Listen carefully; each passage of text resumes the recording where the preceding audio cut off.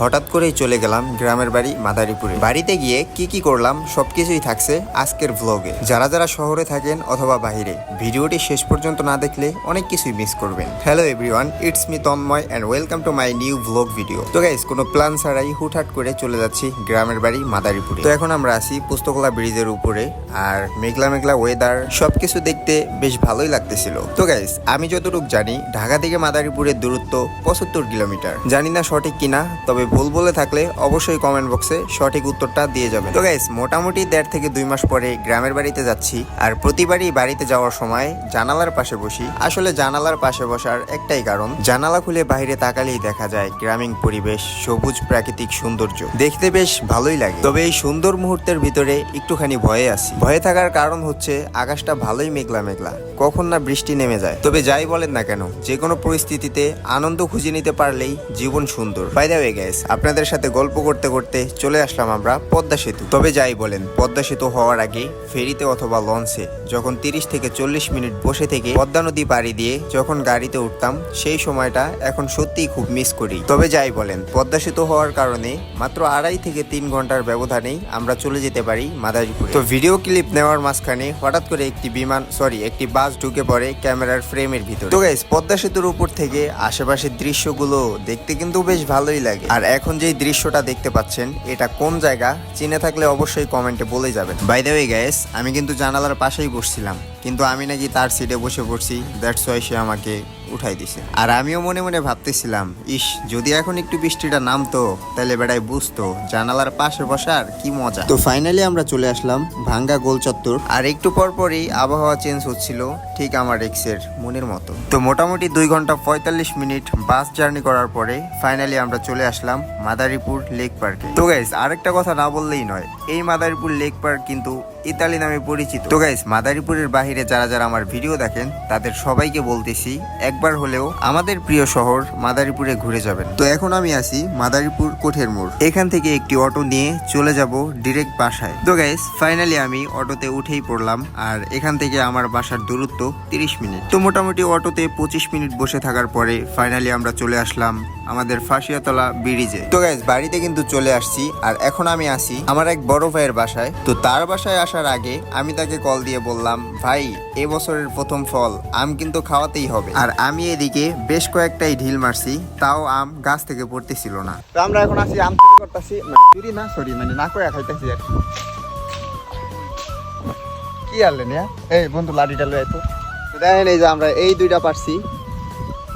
আল্লাহর জমিন, আল্লাহর গাছ, সবই আল্লাহর তৈরি। আমরা আল্লাহর সৃষ্টি। 18,000 মাখলুকাত আমাদের মানুষের জন্য তৈরি করা হয়েছে। তা আমরা কি কারোটা চুরি করে খাচ্ছি? না, আমরা আল্লাহর সৃষ্টি করা জিনিস খাচ্ছি। রহমত, আবার রহমতের বৃষ্টি।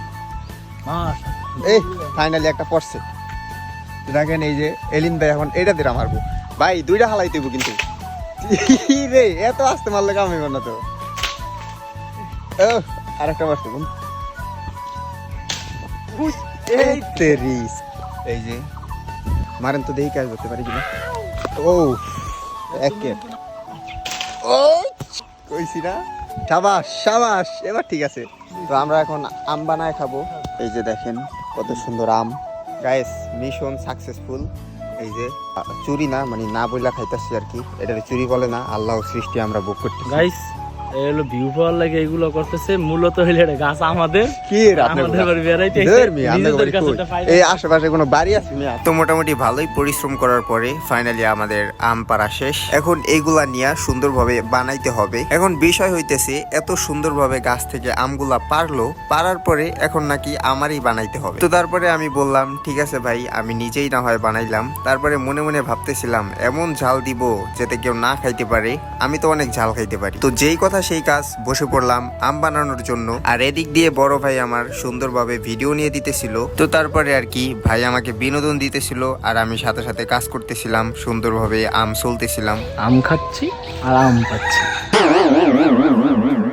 তো গাইস ছাদে বসে আম কাটতে কাটতে হঠাৎ করে বৃষ্টি শুরু হয়ে যায়। দ্যাটস ওয়াই আমরা ভাইয়ের বাসার ছাদ থেকে নেমে বাসার সামনের বারান্দায় চলে আসি। আর এদিকে দেখতেই পাচ্ছেন আমাদের সবকিছু কমপ্লিট, এখন শুধু মাখালেই হবে। তো গাইস আমি যেটা ভাইবা রাখছি ওইটাই কিন্তু করছি, মরিচ কিন্তু ভরপুর দিছি। এবার খাইতে না পারলে আমার তো কিছু করার নাই। আর ভাই আমার এদিক দিয়ে তেল দিয়ে দিতেছিল আমের স্বাদটা দ্বিগুণ করার জন্য। আর একটা বিষয় হচ্ছে যারা যারা এই ভিডিওটা দেখতেছেন তাদের জিহ্বায় পানি কিন্তু চলে আসছে। তো পানি চলে আসলেও কিছু করার নাই, আপনারা তো আর খেতে পারবেন না।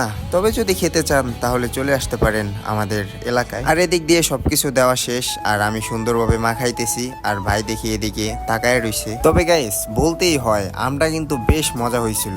তবে আমি নিজে বানাইছি দ্যাটস ওয়াই যে সুনাম করতেছি বিষয়টা মোটেও এরকম না, আসলেই মজা হয়েছিল। বিশ্বাস না হইলে একদিন আইসেন আমাদের এলাকায়, নিজের হাতে বানায় খাওয়ামো, তখনই না হয় বুঝতে পারবেন আসলে কতটা মজা। আর এখন যে ভদ্রলোকটিকে দেখছেন উনি হচ্ছে আমার বন্ধু, নাম তার সাকিবুল। তবে ক্যামেরার সামনে খুব একটা আসে না, একটু লজ্জা পায়। তো গাইস আম খাওয়া শেষ সোনার বাংলাদেশ, আর এখন আমি চলে যাচ্ছি আমার বাসায়। তো আজকের ভিডিওটা ছিল এতটুকুই। যদি ভিডিওটি ভালো লাগে তাহলে অবশ্যই আমার পেজটি ফলো দিয়ে একটি লাইক দিয়ে দিন। আর গাইস এই রাস্তার ভিউটা দেখছেন, মাশাআল্লাহ কত সুন্দর তাই না?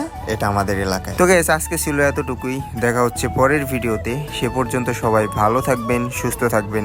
টেক কেয়ার, আল্লাহ হাফেজ।